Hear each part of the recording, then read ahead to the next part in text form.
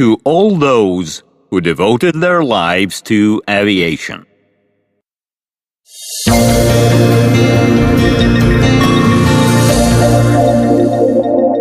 The Wings of Russia studio presents.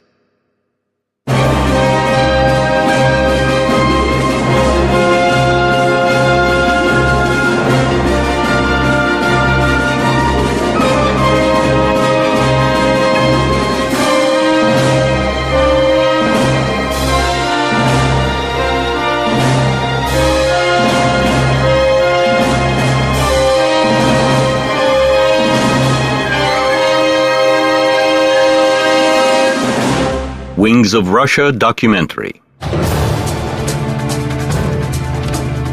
Massive air parades of the 30s. Different types of combat aircraft fly in the sky. From one parade to another, demonstration becomes more immense. Bombers become bigger and bigger. Here is a passenger giant Maxim Gorky, which if needed may become a bomber. With this kind of power, any enemy can be defeated.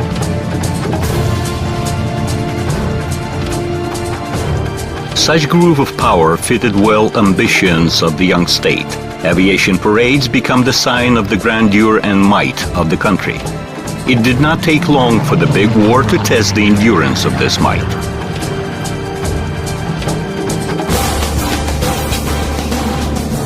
Bombers. The Air Armada. The National Bombers aviation history counts itself from December 10, 1914, when Tsar Nicholas II signed an order on reorganization of the Army aviation. Since this point, it was divided into heavy and light aviation. Bombers represented the heavy aviation. This aviation division was identified as the Air Fleet Squad. The squad appeared thanks to two people, Igor Sikorsky and Mikhail Shidlovsky. A year and a half prior to the order, a twin-engine Grand aircraft took off from an airfield near St. Petersburg.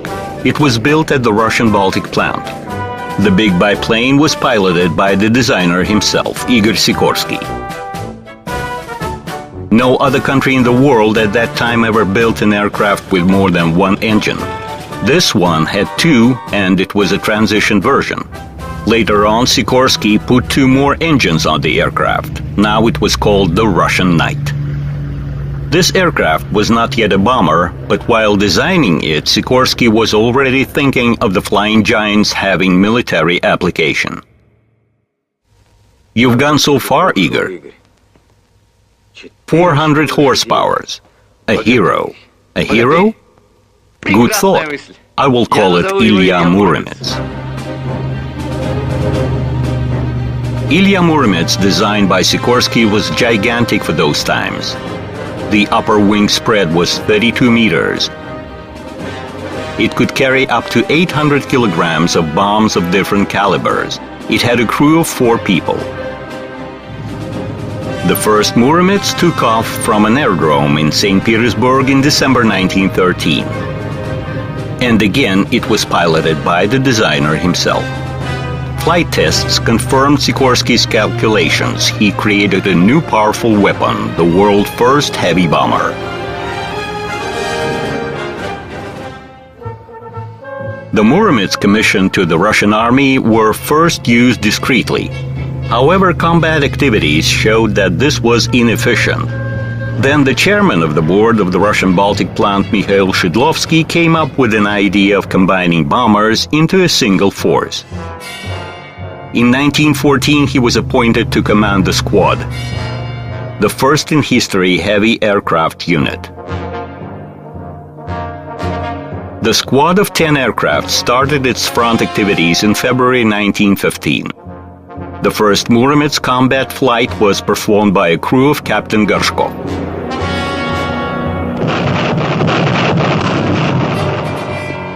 The 500-kilometer flight range allowed to perform raids into the enemy's deep rear. At first, it was enough for the crew to have a couple of machine guns and several rifles for the aircraft's protection in the air. But with the appearance of the enemy's fighters, the Muromets armament had to be reinforced. The following modifications constantly had more machine guns. One of the latest versions had already 8 firing positions. An option of equipping the aircraft with a minor cannon was under consideration. By 1916, lagging behind the entire world in fighters, Russia had an undisputed priority in heavy bombers. By that time, the squad contained over 30 Muromets aircraft. Besides, there were escort fighters, reconnaissance aircraft, support and training airplanes. Plans existed on further quantitative and qualitative development of the squad. But there came 1917. In the chaos after the October Revolution, nobody at first even thought about aviation.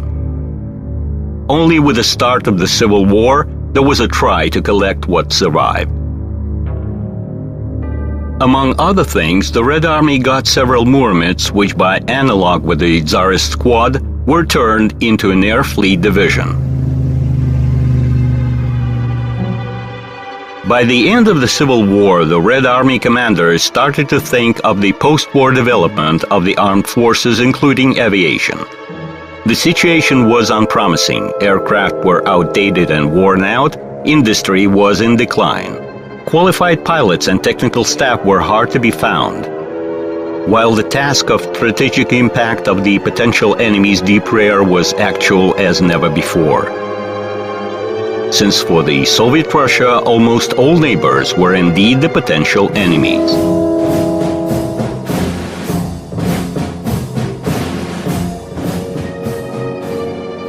The Heavy Aviation Committee was established in spring 1920. It was headed by Professor Nikolai Yegorovich Zhukovsky. The document adopted at the first meeting of this committee said, "Existence of the heavy aviation together with the light one is necessary since the bomb-dropping task cannot be carried out by the light aviation." This committee developed a twin-engine triplane Komta, which was absolutely unsuccessful. Several other heavy bomber projects were rejected. It was then decided to purchase aircraft abroad. After the First World War, there were enormous reserves of combat aircraft which nobody needed. And it was easy to buy everything at a relatively low price. In autumn 1925 in Moscow, before the arrival of the aircraft, the Heavy Aviation Unit was established. Half a year later, it received Goliath aircraft purchased in France. Those were big twin-engine wooden biplanes. They did not have any combat significance, but they were the ones that started the restoration of the bombing aviation. The first real heavy bombers in the Russian Air Force were the 3-engine German UG-1 aircraft of Junkers Company. They started to arrive in Russia in February 1927, amounting to 22 aircraft. Part of them went to the Navy, while the rest formed 2 air squads.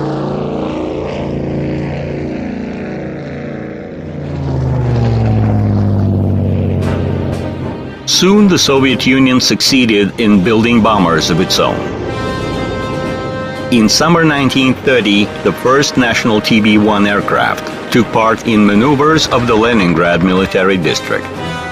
TB-1 was designed and built in Russia, and its name was deciphered as Heavy Bomber 1. This aircraft was made in Tsagi under the supervision of Andrei Tupolev. TB-1 was way more advanced with higher speed and bomb load than Junkers. What was important, from the start it was built as a combat aircraft, while the German aircraft represented a refurbishment of a passenger airplane. TB-1 laid the foundation of the powerful heavy bomber aviation of the USSR. It amounted to 200 aircraft. Such amount allowed not only to withdraw outdated Goliath and Junkers, but to start forming almost a dozen of air squadrons. New bombers were much appreciated by the pilots. They received the world's best aircraft of this class. It was decided to show the Soviet aviation achievement to the whole world. In autumn 1929, the crew of Semyon Shestakov flew TB-1 named the Soviet State from Moscow to New York through the Far East and Alaska. It enjoyed warm reception in America. TB-1 obtained more popularity after the salvation of the Chelyuskin expedition. It was on this aircraft that Anatoly Lepidevsky first found and rescued the suffering explorers. TB-1 were the most powerful machines of the Air Force of that time. They were proudly shown at air parades. 50 and more bombers would fly over the Red Square. Until 1934, TB-1 made the basis of the heavy aviation. In the beginning of the 30s, the Soviet leadership set a goal to create a powerful strategic aviation. This term first appeared in 1931 when a number of documents on the Soviet Air Force development were adopted. According to such documents, the twin-engine TB-1 was already a frontline aircraft. A more heavy aircraft was supposed to make the basis for the strategic aviation. This place was occupied by the 4-engine TB-3. With a takeoff weight of 18 tons, its range amounted to almost 1,500 kilometers. TB-3 aircraft is the first Soviet multi-engine heavy bomber of a solid metal layout. Bombs from 250 to 1,000 kilograms are suspended under the fuselage, while bombs from 50 to 100 kilograms are placed in the bomb sections along the fuselage. Загружается в бомбовые отсеки, расположенные по бортам фюзеляжа. Upon an order of Kremlin, the first 10 aircraft were supposed to fly in the Moscow sky on May 1, 1932. But the engines assembled in a hurry did not work properly. Controls malfunctioned and there was no ammunition. However, the corrugated giants took part in the parade. Engineers were sitting inside the wings with cans of water ready to fill in the leaking cooling system. The effect was reached. Foreigners were astonished by the formation of the giant aircraft. No other country in the world had anything like that. 3 tons of bombs, 8 machine guns, 11 crew members. There comes the second wave of bombers. They will now finish destroying the target started by the first group. The aiming is precise. The dummy facility has been destroyed. The picturesque split and polish quickly turned into real combat power. By 1933, there were already 144 TB-3 aircraft in the Soviet Air Force. These aircraft were the flagships of the Air Force, piloted only by the best Soviet pilots. Aircraft commanders were selected most diligently. They had to comply with the flight hours rate, qualification standard, and years of the party membership. The latter was hard to comply with since pilots were too young, and half a year later this requirement was dropped. Massive heavy bombers commissioning allowed to start formation of the long-range aviation brigade. One heavy bombers brigade consisted of 4 TB-3 squadrons with 12 aircraft in each. This kind of might could drop up to 150 tons of bombs on the enemy in one flight.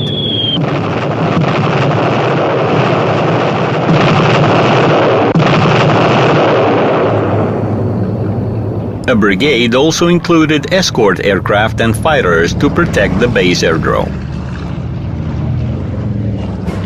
The tasks posted before the heavy aviation involved destruction of large military and industrial facilities, ports, aerodromes, as well as fulfillment of special political tasks. The world revolution concept was still alive, and the bombers were to support rebellion and assist partisan units. The TB-3 range was such that from the aerodromes of Belarus and Ukraine they could cover the entire Eastern Europe, while in the Far East they could dominate most territories of Japan and Korea. A mobile strategic fist could be concentrated at any frontier at very short notice. At the Japanese military assessment, 3 brigades concentrated in the Far East were capable of burning down the wooden paper Tokyo in just one raid.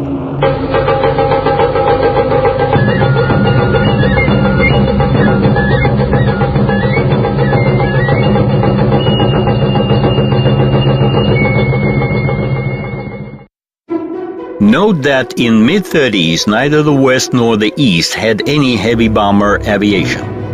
Japanese had only 5 aircraft of this class. There were twin-engine Martin B-10 aircraft in the U.S. military aviation, but they referred to middle-class bombers, while the heavy bomber prototype was only entering tests. It was a prototype of an aircraft subsequently known as B-17, the Flying Fortress. The British Air Force had around 100 outdated twin-engine Heiferd biplanes.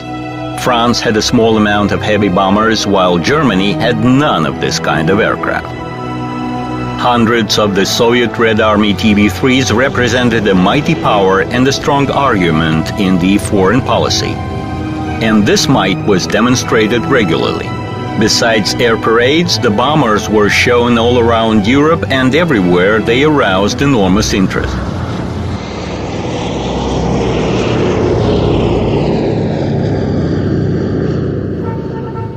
Meanwhile, in the military plans, TB-3 was deemed only an intermediate stage. It was supposed to be substituted by far larger bombers. In July 1933, Mikhail Gromov took a 6-engine TB-4 aircraft into the sky. This machine could carry 10 tons of bombs. A 7-engine K-7 aircraft built in Kharkov by a team of Konstantin Kalinin could take on board up to 14 tons of combat payload. The scale went on. Tupolev worked on a 12-engine TB-6 aircraft capable of carrying 25 tons of bombs. The wingspan of this giant amounted to 95 meters. The military minds were drawing plans for even more larger aircraft capable of carrying the deadly load anywhere, whether it's Malta or Suez Canal. But plans are best on paper.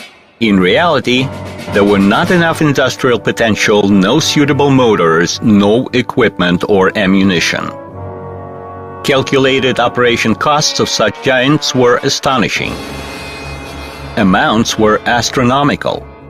Huge bomb carriers required adequate aerodromes, hangars, and special equipment.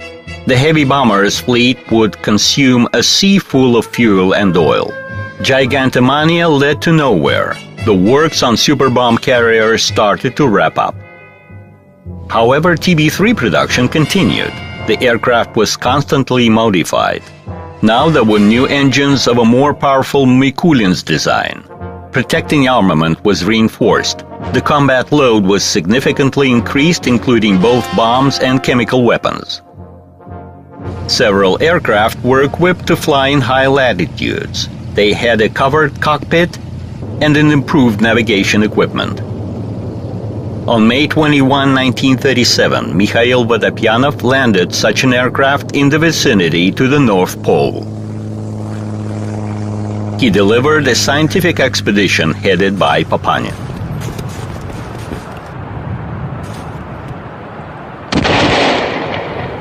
Factories manufactured over 800 TB-3 aircraft. Such amount allowed Strategic Aviation Organization to arrive at a new quality stage.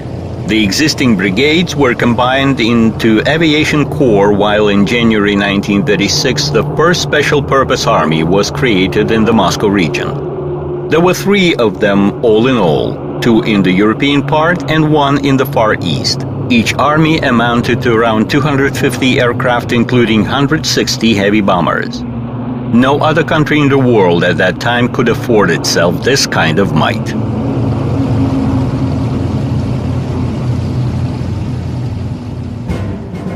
By the end of the 30s, TB-3 began to outdate. Corrugated skin, non-retractable landing gears, open cabins, all this limited its flight range and in general was deemed anachronism. In 1931, Tupolev proposed an alternative to its own heavy bomber. Everything in the layout of the new aircraft was supposed to help reaching the maximum range. This was to be done at the expense of speed, protective armament power, and even bomb load. The aircraft, however, could fly deep into the enemy's rear and perform an unexpected strike over almost unreachable targets. This aircraft was the record-breaking AN-T-25 on which later on the crews of Gromov and Chkalov performed direct flights over the North Pole to America. In the morning of July 18, the Soviet Sagi-25 aircraft, with a sign the Stalin's route on its fuselage, started on a long Arctic route from Moscow through North Pole to America. The brave trio, Chkalov, Baidukov and Belikov, went across the Arctic Ocean. Taking off from an aerodrome near Moscow, they overcame the thick fogs of the North Pole, flew over Canada, and after 63 hours and 25 minutes of flight, having covered 8,504 kilometers, they landed at a military aerodrome in Portland, Oregon.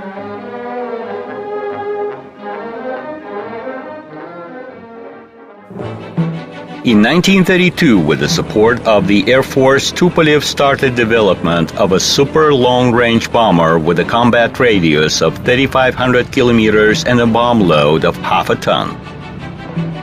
The AN-T-25 military version was identified as DB-1, the first long-range bomber. Air Force management was going to order 50 aircraft of this kind, but in reality, after many delays, just a small batch was produced. DB-2 became a successor of DB-1, representing in fact the AN-T-25 airframe upgraded for 2 engines. The goal was to increase the aircraft's speed and bomb load with the preservation of the range. The aircraft entered tests in summer 1935. In spite of the accident with the first machine, there came an order to get DB-2 ready for serial production. But this aircraft had competitors. At the May 1, 1935 parade, the Ilyushin CK-B-26 prototype bomber flew over the Red Square. The same evening, the aircraft was shown to Stalin and other members of the government. Designers arranged a bomber aerobatic show, so unusual for this type of aircraft. Pilot Vladimir Kokinaki performed a cascade of banked turns, pull-ups, spirals, ending up with 3 loops. Nobody in this country ever made such things on a 2-engine aircraft. Stalin asked of a favor to expedite the tests in order to have the aircraft in production by the end of summer. He did not have in mind the demonstrated CK-B-26, but the improved all-metal CK-B-30, which was already a real long-range bomber. It was a good challenge to get a fast aircraft with a range of 4,000 kilometers and a bomb load of 500 kilos. The aircraft rushed through the factory tests and then the state tests. With the latter still incomplete, the aircraft was commissioned under the name of DB-3. Starting from 1937, it was produced at 3 factories, and by 1938, over 600 bombers were already at service in combat unit. As to DB-2, its tests were stopped. Its last flying copy was modernized and called the Birthplace. In September 1938, the crew of Valentina Grizodubova set a women's world record, having flown 5,947 kilometers without landing.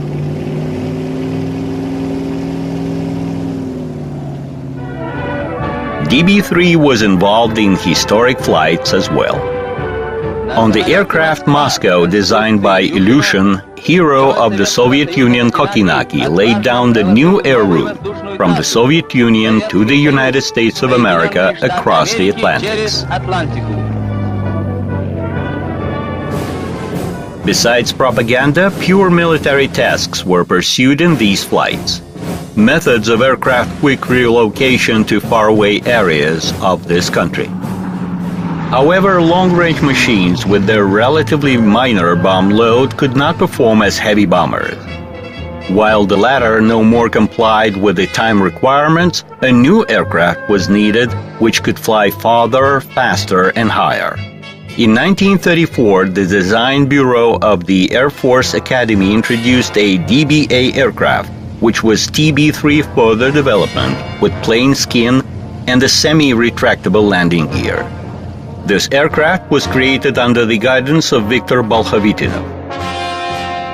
The first DBA prototype took off in May 1935. However, tests revealed so many defects that production plan for the next year was stopped.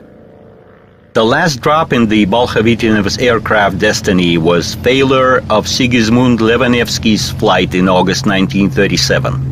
The crew left Moscow planning to reach United States through the North Pole, but vanished in the Arctic, leaving no trace. Construction of 4 other previously started aircraft were completed by 1938, and that where the DBA works were terminated. At the same time, TB-7 bomber was being built in the Tupolev Design Bureau under the supervision of Vladimir Petlikov, which later was identified as PE-8. On December 27, 1936, the prototype aircraft made its first flight. It was a great step forward as compared with TB-3. With the same bomb load, the aircraft could fly 3 times longer. During tests, a speed of 430 kilometers per hour was reached at an altitude of 8,600 meters. For the first time, a heavy bomber surpassed a fighter speed at a high altitude. The 5th engine installed in the fuselage, bringing air to the other 4, provided for the high altitude of the bomber. Later on, after equipping the aircraft with more sophisticated engines, the 5th engine idea was dropped. However, improvement and mastering of the aircraft production took a long time. It was when Tupolev and Petlikov were arrested as enemies of the nation and the works were frozen. The first aircraft entered the Air Force only in 1940. Thus, in the end of the 30s, the USSR strategic aviation consisted of several hundreds of outdated heavy TB-3 bombers and over 1,000 of the long-range DB-3. TB-3 first combat actions participation was at the Hassan Lake in summer 1938. In the end of July, the Japanese forces crossed the Soviet border. The Red Army ground forces aimed at throwing the enemy out were supported by a powerful air unit of 250 aircraft, including 60 TB-3. In the morning of August 6, all this might was thrown against the enemy's trenches, artillery, and rear units.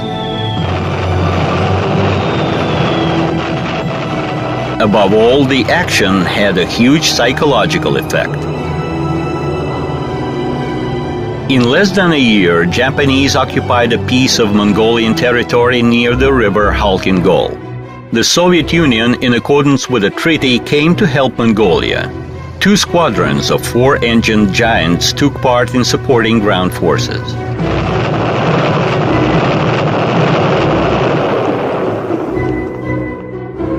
But the war with Finland in 1939-1940 became a more serious test. Bombers had a lot of work to do. Combat actions took place in severe frost of -40 Celsius. It took from 5 to 6 hours to heat up aircraft. Hydromixture freezed in flight. Thickened lubricant blocked machine guns and bomb release mechanisms. There were no heated cabins. Crews worked in fur overalls and boots, while TB-3 pilots had no roof overhead. No wonder that the first combat flights involved a lot of losses. The Finns did not have a lot of fighters, but they were concentrated on hunting bombers. The Soviet aircraft in this respect were vulnerable since they often went beyond the accompanying fighters' range. The war with Finland gave the Red Army invaluable experience. It revealed drawbacks of the Soviet bombers. Work started to upgrade DB-3. They were equipped with more powerful engines, tank explosion suspension system, and reinforced armor. By that time, production of a new modification DB-3F was started, differing by its spindle-type nose. This aircraft was soon identified as Illusion 4 by the name of its designer. Despite expectations, this aircraft failed to provide improved flight characteristics. Moreover, in speed and range it was inferior than the base modification, Piloting became more complicated, therefore the aircraft was considered to be temporary until the production of the new DB-4 and DB-240 bombers. The plan was to have over 2 dozens of air regiments equipped with these aircraft in 1941. DB-4, however, was so unlucky that nobody wanted to take the risk of even putting it on state tests. DB-240 had a different story. It represented the Style 7 passenger aircraft designed by Roberto Bartini, a political immigrant from Italy, refurbished into a long-range bomber.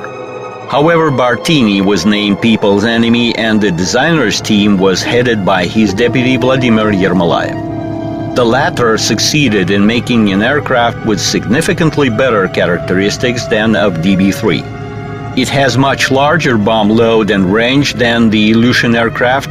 DB-240 was produced as ER-2.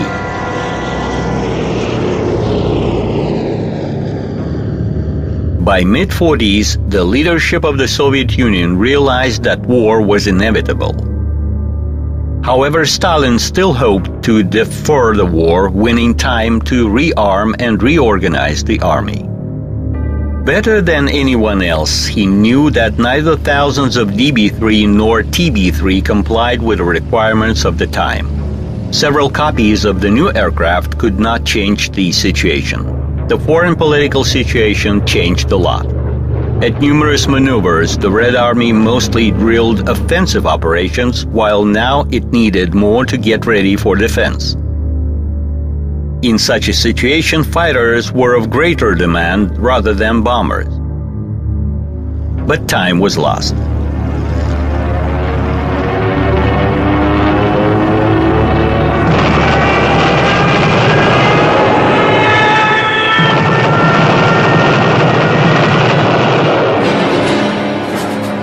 On June 22, 1941, the German troops crossed the USSR border and started to advance deep into its territory. Massive bombing of the borderline regions preceded the invasion. Invaders had practically no long-range bombers, and this saved the Soviet aviation from bigger losses. The German command pursued the strategy of fast advance into the enemy's territory with the support of the frontline aviation. Most of the aerodromes where the Soviet long-range bombers were based were located far from the border and escaped damage from the first blow. Already by midday June 22, aircraft took off on combat tasks. Raids were performed according to pre-war plans. Long-range aviation attacked targets in Germany and Poland, bombing Tilsit and Königsberg. Starting from June 23, bombers were sent to help frontline aviation. They attacked enemy's close rear, bombing railroad joints, echelons, vehicles and tanks, headquarters, and aerodrome. Ilyushin bombers acted at daytime in relatively large groups of close formation and on high altitude. They delivered significant damage to the enemy, but suffered a lot of losses too. Most of the losses were suffered from the German fighters. They quickly found the DB-3 most vulnerable point, attacking them from behind. In an attempt to somehow slow down the enemy's advance, the long-range bombers were used as attack aircraft. Bombing was performed from an altitude of 400 meters without aiming, just at sight. Machine guns were used to fire at vehicles, minor caliber bombs were used against tanks, and often ampules with inflammable mixture were also at use. However, DB-3 was very vulnerable at low altitude, not only to small caliber air defense artillery, but to machine guns as well. Amount of losses radically increased.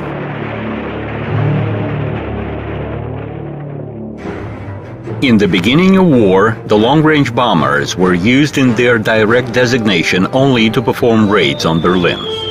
Of course, nobody thought of causing any serious damage to the German capital. Such operations were more of a political rather than military significance.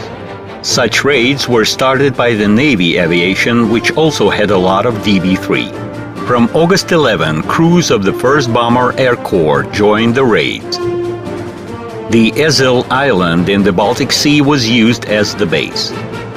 One of the Berlin raids was performed by several new PE-8 and ER-2. They took off from an aerodrome near Leningrad. Not all of them reached the target, even less returned back.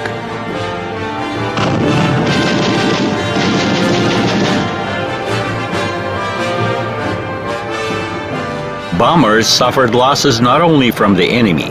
The secret outlook of those aircraft was not familiar to Soviet air defense, and it opened fire. One of the PE-8 was attacked by red-starred E-16 fighters.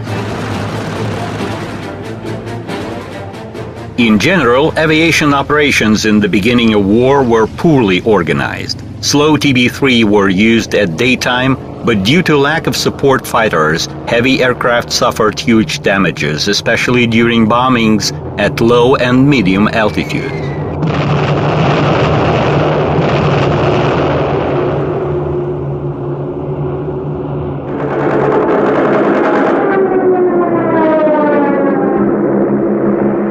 Look to your right. Look. Why don't they use parachute? Maybe they don't have parachutes.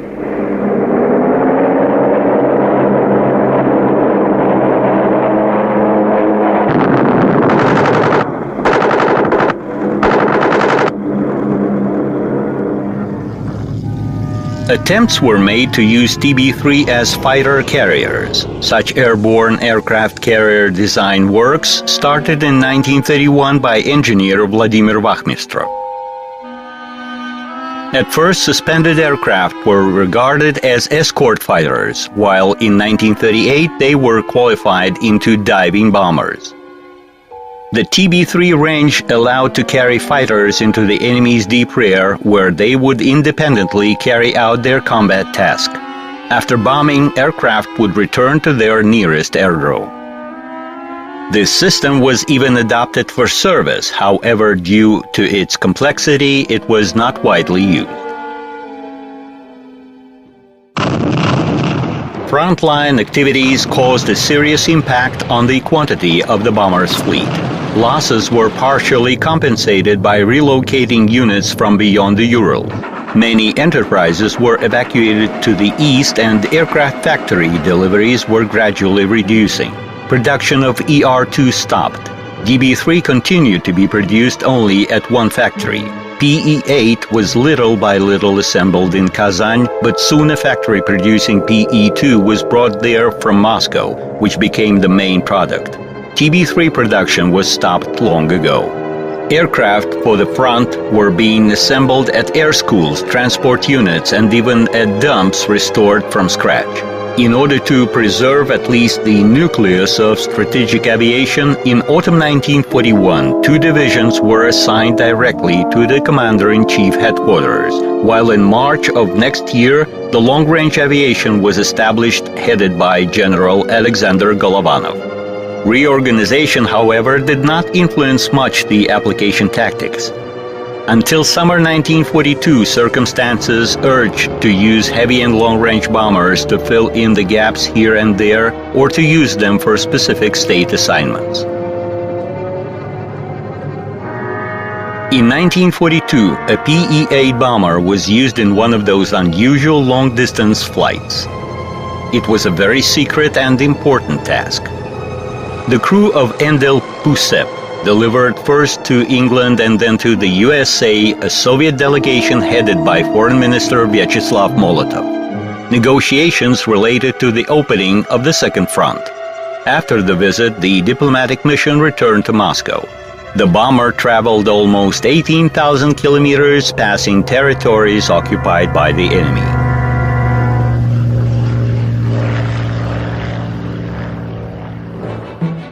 PS-84 aircraft were used as bombers in the operations of 1942. This machine was more known as Lee-2 and represented a copy of the American passenger Douglas DC-3 airliner. Since 1939, they were being built near Moscow, while since autumn 1941 in Tashkent. It was in Tashkent that the military transport version with a big cargo door and defense armament of 4 machine guns was started. Deficit of combat aircraft urged this aircraft refurbishment into a bomber.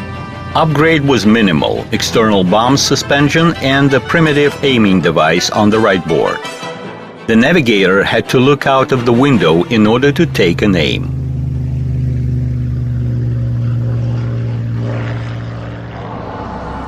During the war, aircraft designers were pressed by one main condition: any change and improvements could be done only if the production rate is not reduced.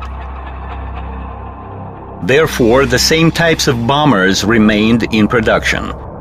They were gradually modified by installing more advanced engines, enforced armament, improved armor, including some changes in the layout, but this did not bring any radical increase of combat capabilities.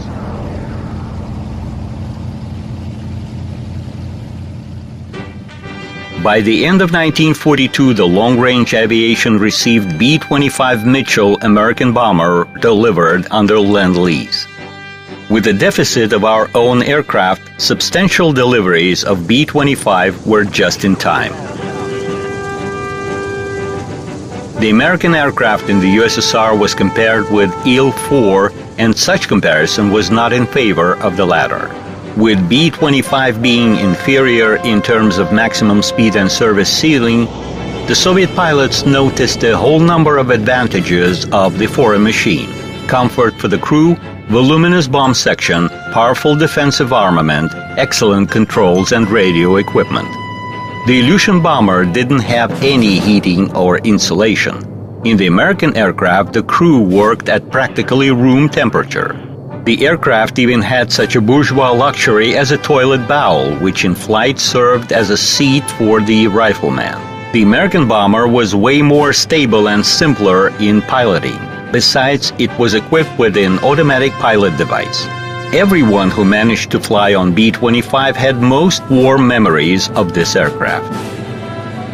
B-25 deliveries and increased Il-4 production allowed to significantly reinforce the long-range aviation. Aircraft were built on the money of common people. There was even a movement born in this country to collect money for the combat equipment production. One of such aircraft was piloted by a young pilot, Vladimir Petrov.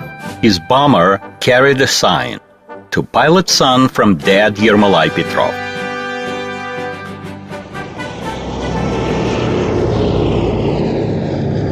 In autumn 1943, there started formation of 8 new aviation units. There's going to be some work for the Colonels Jacobson's pilots. Let's get ready for the summer 1943 offensive. There will be work for the entire Soviet aviation.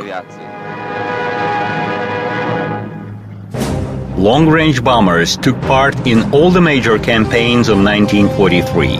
Over 700 aircraft were summoned for the Kurskaya Duga battle. PE-8 aircraft used the most powerful 5-ton air bombs during the Oryol-Belgorod combat operation.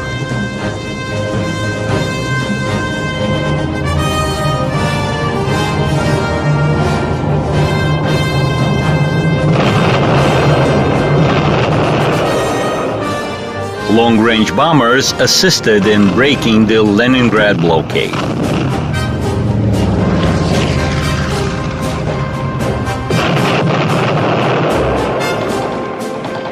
In the middle of the war, the main targets remained the railroad joints and aerodromes in the enemy's close rear.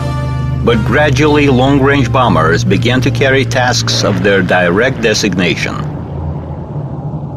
More and more, the long-range targets in Germany, Hungary, Romania were now chosen for bombing.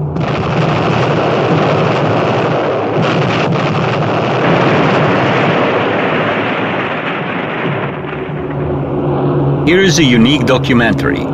The new members exchange impressions after the flight.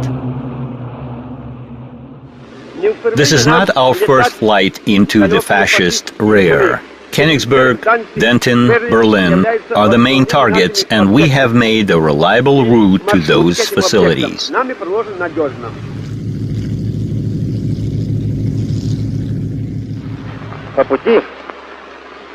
On our way, we saw fenced concentration camps.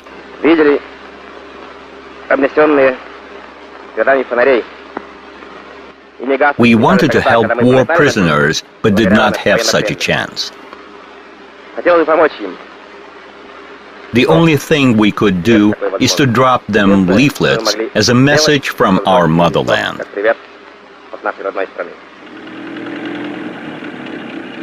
The Soviet aviation was not the only one that performed bombings of Germany and its allies. Masses of the British Sterling, Halifax, and Lancaster bombers disturbed Germans day and night. Later, they were joined by numerous American B-17 Flying Fortresses and B-24 Liberators. The raids of the British and Americans had their own specifics. Preferring to bomb military facilities, they also practiced bombing of the cities having no express military significance.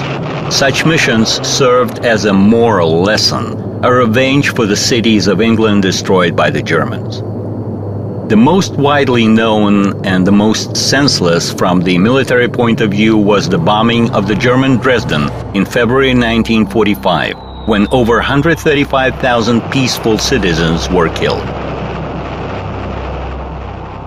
It is worth mentioning that while in the mid-30s the Soviet Union was the leader in the sphere of heavy bomber aviation, in both quantity and quality, during the war the Allies significantly surpassed the USSR.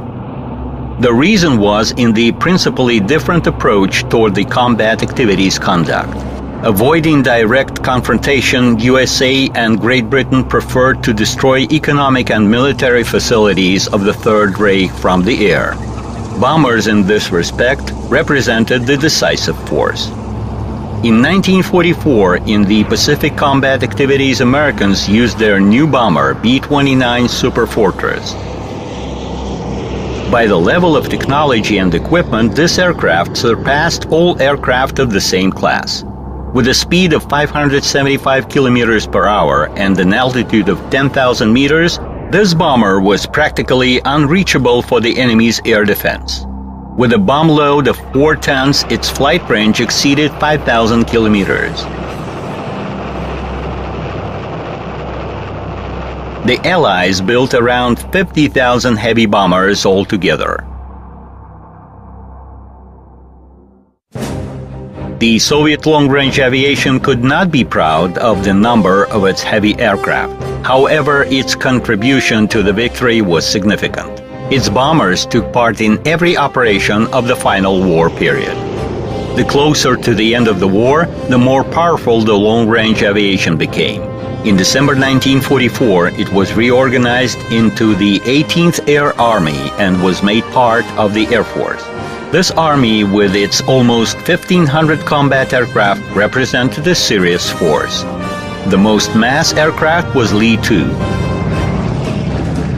followed by Il-4, and the American B-25 on the third place.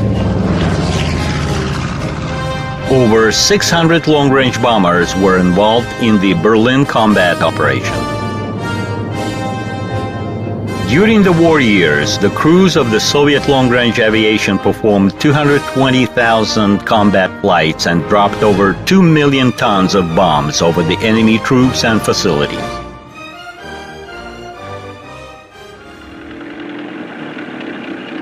Finishing the war with Germany, the Soviet army turned to the Far East to fight against Japan.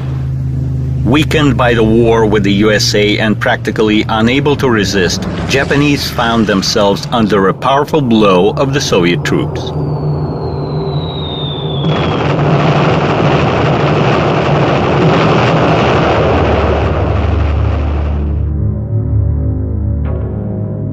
For the USSR, the war against Japan lasted only 12 days. But the main full stop was put by the Americans. On August 6, 1945, the American B-29 superfortress with the name of Enola Gay on its board headed to Hiroshima. The bomber's crew dropped the first in history of mankind atomic bomb over this Japanese city.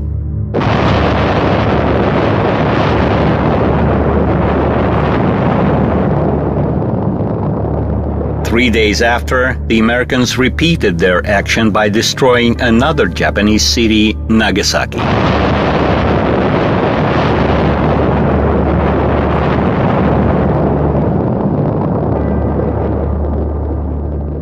It was the start of a principle in new history, which main character will be the atomic weapon and the means of its delivery. Not yet finishing one war, mankind was entering a new one, the Cold War.